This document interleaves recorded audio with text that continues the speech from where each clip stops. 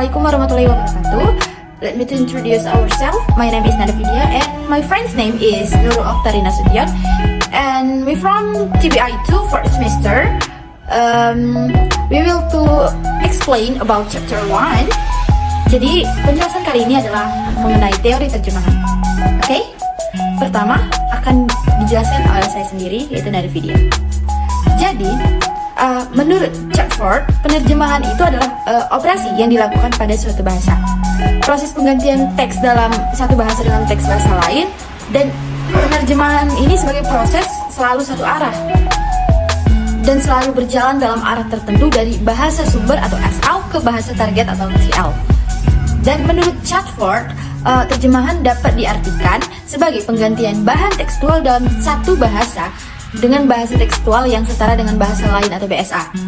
Jadi pada satu atau lebih tingkat bahasa mungkin ada penggantian bahasa sederhana dengan materi TL atau materi bahasa target yang berbeda gitu. Selain itu pada satu level atau lebih kamu cukup mentransfer materi SL ke teks TL dan mungkin tidak ada penggantian sama sekali. Next, tentang sejarah teori penerjemahan. Jadi menurut Newmark ini, jejak terjemahan pertama berasal dari 3000 SM dan prasasti dalam dua bahasa ditemukan di daerah Katarak. Pertama, Pulau Gajah pada masa kerajaan Mesir kuno. Dan situasi ini mendukung dua kondisi penting untuk terjemahan skala besar. Dan perbedaan kualitatif dalam budaya dan kontak konstan antara dua bahasa. Permintaan itu meningkat karena kemajuan teknologi dan upaya untuk memperkenalkannya ke negara-negara berkembang. Penerbitan simultan buku yang sama dalam berbagai bahasa serta komunikasi yang lebih baik di seluruh dunia. Saya akan melanjutkan penjelasan dari teman saya, Nada Vidya. Saya akan menjelaskan tentang aspek teori terjemahan. Jadi, aspek teori terjemahan ini merupakan gabungan dari linguistik, semantik, sosiolinguistik. Mereka itu semuanya berhubungan dengan teori terjemahan.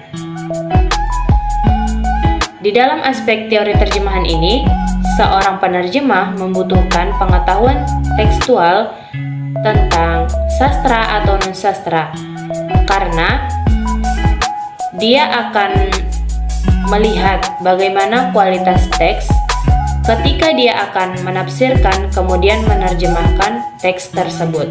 Aspek teori terjemahan ini terbagi menjadi dua. Yang pertama, teks yang ditulis dengan baik dan teks yang ditulis dengan buruk. Dan yang kedua, kealamian dari sebuah terjemahan.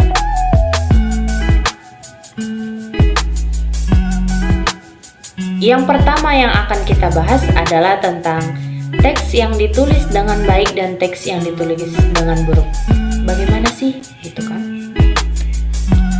Jadi, dalam terjemahan itu, kita harus bisa membedakan mana kalimat yang efektif dan mana kalimat yang tidak efektif. Karena ketika kita ingin menerjemahkan itu, ketika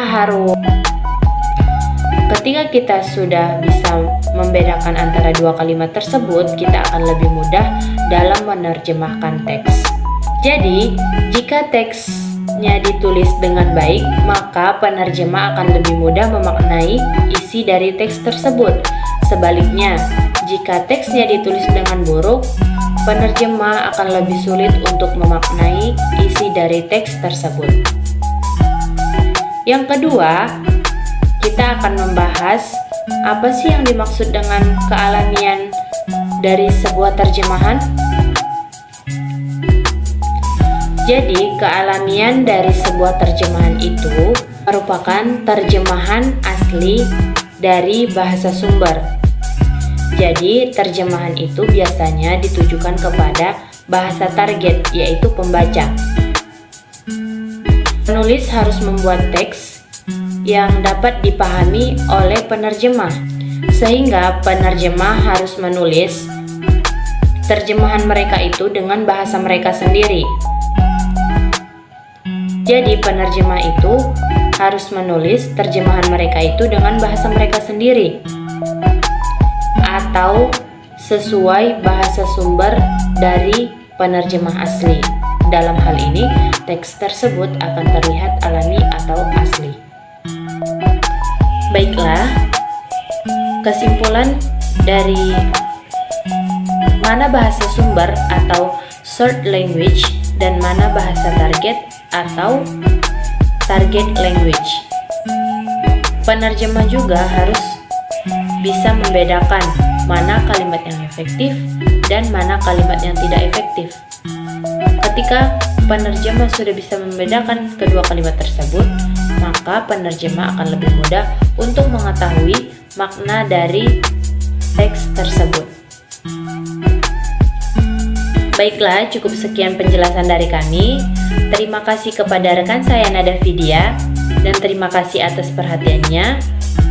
Wassalamualaikum warahmatullahi wabarakatuh.